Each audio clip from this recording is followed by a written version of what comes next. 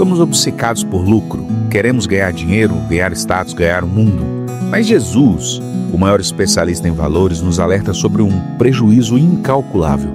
Em Mateus capítulo 16, verso 26, ele pergunta: pois o que adiantará o homem ganhar o mundo inteiro e perder a sua alma? Imagine conquistar tudo o que você sonhou, a casa, o carro, a fama, e no final descobrir que você está falido eternamente. A sua alma é a única coisa que vai durar para sempre. Todo o resto vai ficar aqui. Vender a eternidade por prazeres de alguns anos é o pior negócio que você pode fazer. Onde você está investindo sua vida? No que parece ou no que é de fato eterno? Não troque a sua salvação por nada. Arrependa-se e invista a sua alma nas mãos de Cristo. Você está no Devocional Esperança. Eu sou o Reverendo Adailton. Compartilhe essa mensagem com alguém. Deus abençoe a sua vida.